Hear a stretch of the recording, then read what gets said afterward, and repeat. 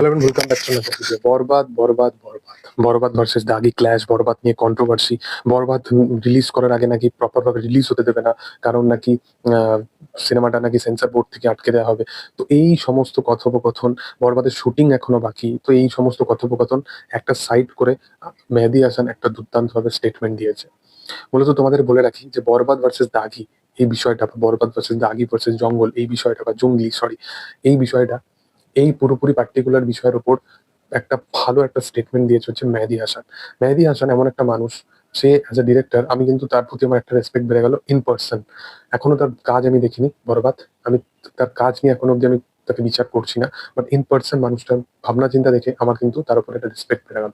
মূলত তোমাদের বলে রাখি যে শাকিব খান অভিনীত ছবি বরবাদের ডিরেক্টর তিনি এবং তিনি নির্মাতা, তিনি অলরেডি মানুষটা একটা ইন্টারভিউতে অলরেডি বলেছিল যে সে শাকিব খান এবং যিশু এই দুজন অ্যাক্টরকে পেয়ে সে কতটা বেশি নিজেকে প্রাউড ফিল করে। এবং তার সাথে সাথে আরেকটাও স্টেটমেন্ট সে দিয়েছে, এই যে বড় বড় সিনেমাগুলো ক্ল্যাশ হচ্ছে, এই যে কোন সিনেমার থেকে কোনটা বেটার, কপি, এই যে কথাগুলো এগুলো নিয়ে সেটা স্টেটমেন্ট দিয়েছে যে এই যে সমস্ত সিনেমার ক্ল্যাশ হচ্ছে, একটা ইন্ডাস্ট্রি যদি প্রত্যেকটা সিনেমাই সে চাই ভালোভাবে চলুক তাহলে ইন্ডাস্ট্রি সেটা গ্রোথ হয়। আর এই যে কপি কপি ব্যাপারে যে যারা কথাবার্তা বলছে, দুটো সিনেমার বাজেট পুরো এম্পেরিয়ার পুরোপুরি দুটো আলাদা। তো সেই জায়গায় দাঁড়িয়ে দুটো সিনেমার মানে দু রকমের হয়ে যাচ্ছে এবং সেখানে কোনো কপিডের ব্যাপারই আসছে না। এবং কপিড যদি বলা হয় বড় বড় ডিরেক্টরদের, তো তার ছবিতে কেন বলা হবে না সেটাও জানিয়েছে। এর সাথে সাথে সে এই ব্যাপারটা নিয়েও কনসিডার করেছে যে আজকের দিনে দাঁড়িয়ে এই যে বরবাদকে কপি বা দাগিকে কপি, বরবাদ তুফানের রেকর্ড ভাঙতে পারবে কিনা, প্রিয়তমার রেকর্ড ভাঙতে পারবে কিনা, রাজকুমার রেকর্ড ভাঙতে পারবে না, সেই বিষয়গুলো নিয়ে তারা সে কথা বলেছে। সেটা বলেছে যে বরবাদ রাজকুমারের রেকর্ড, তুফানের রেকর্ড ভাঙতে পারবে কি আমি জানি না।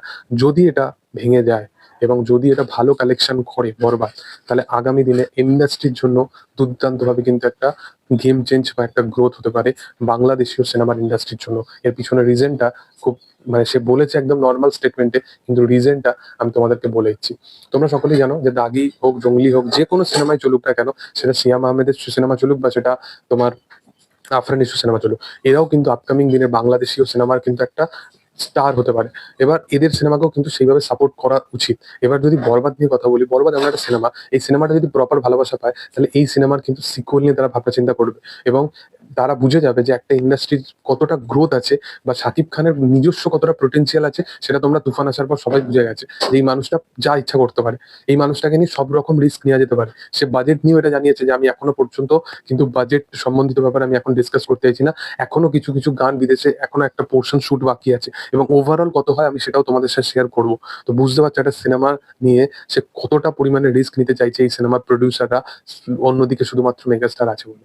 তো ভাবো যে বরবাদ যদি চলে তো ইন্ডাস্ট্রির সত্যি করে আরো বেশি ভাবে গেম চেঞ্জ হবে।